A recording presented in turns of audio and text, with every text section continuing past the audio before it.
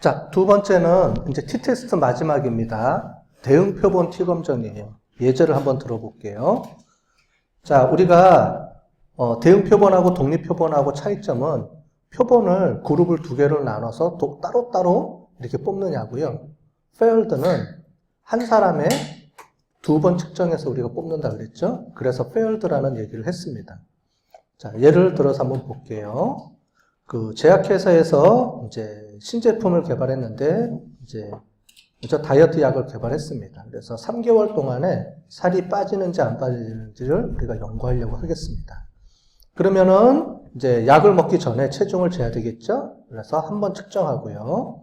두 번째 약을 먹은 후에 또 체중을 조사해야 되겠죠? 두 번 측정하고요.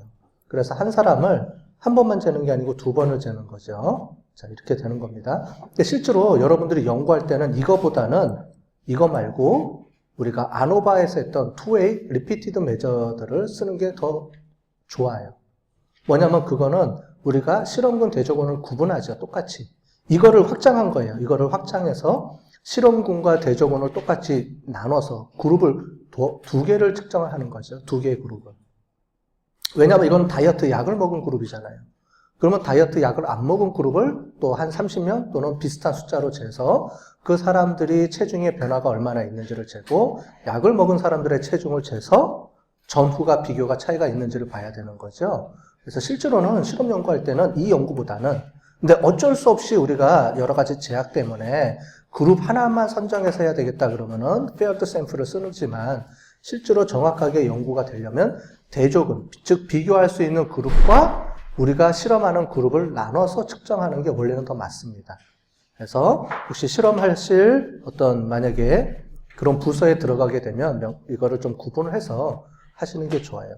어쨌든 우리가 어쩔 수 없이 써야 될 경우에는 paired sample을 쓸 수밖에 없으니까 이것도 배워보도록 하겠습니다. 자, 그래서 전과 후를 두 번 재야 되죠? 자, 그래서 보겠습니다. 자, 귀무가설. 중요한 건 귀무가설이 중요하죠?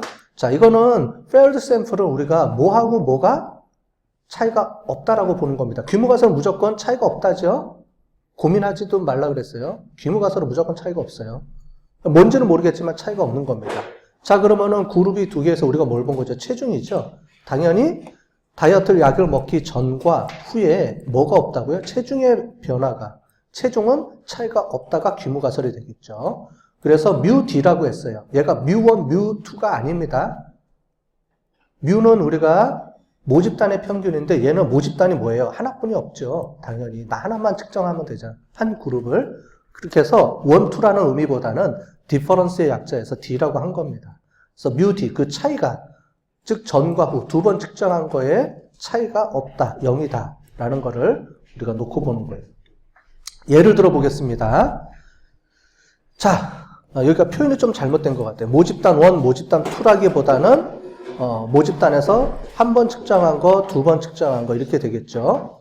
그래서 X1이라는 게 한 사람이에요. A라는 사람, 홍길동이라는 사람이 있는데 이 홍길동을 한 번 측정하고 그 다음에 두 번 측정한 거에 여기 보면은 요 차이를 재는 겁니다. 자, 그래서 우리가 사례에서도 설명했듯이 사전에 전체 체중을 다 더해서 평균 내고 전 체중의 평균, 그 다음에 후 체중의 평균을 후의 평균 해서 이거를 빼서 이게 0이다가 아니라 그랬습니다. 이렇게 재는 게 각각의 사람들의 평균 차이를 다 재는 거예요. 사람들마다의 평균을 차이를 다 재서 그 차이가 전체적으로 어떻게 돼요? 0이냐 아닌지를 보는 겁니다. 자, 핵심 개념을 잘 이해하셔야 됩니다. 그죠? 그래서 얘는 각 사람의 차이를 가지고 비교해 보는 거예요. 뒤에 있다가 제가 예제를 들어볼게요. 그냥 독립표본 T검정할 때와 faired 할 때와 값이 어떻게 바뀌는지를 제가 설명을 드리도록 하겠습니다. 자, 그래서 이렇게 우리가 분석했더니 여기 체중 차이들이 이렇게 있죠. 2번이 문제가 있네요. 그래서 실제로 할 때는 이 2번을 빼주고 하는 게 필요한데 우리는 그냥 해보겠습니다. 이렇게 우리가 문제가 있을 때는 2번은 빼주고 해주는 게 좋겠죠. 양쪽에 다 문제가 있으니까 너무. 자, 그래서 통계치를 보도록 할게요. 결과는 뒤에 분석해 볼 텐데 SPSS를 이용해서 SPSS를 돌리면 이런 결과치가 나옵니다. 표본을 20개였고요. 표본 평균이 2.5. 얘가 뭐냐면 각 사람들을 다 전후를 빼줬더니 그 차이의 평균을 내봤더니 2.5kg 정도 차이가 난 거예요. 사람들마다의 차이의 평균입니다. 자, 그렇게 해서 표준 편차, 표준 오차. 얘가 중요하다 그랬죠. 얘가 발자국의 넓이라 그랬어요. 표준 오차가. 그래서 0.7kg. 그럼 딱 봐도 우리는 플러스 마이너스 0.7 곱하기 2 범위 안에 들어가야 되죠. 평균은 뭐예요? 평균은 0이에요. 우린 지금 0을 보는 거죠. 차이가 없다는 0이지 항상. 그래서 0인지 아닌지를 봐야 되니까 저는 딱 눈으로 봐도 0 플러스 마이너스 2 곱하기 0.7kg. 딱 하면은 양쪽 사이즈가 딱 나오겠죠. 그죠? 마이너스 1.4 플러스 1.4 대충 이렇게 딱 감이 이제 나와야 되는 거예요. 이제 이것만 딱 봐도.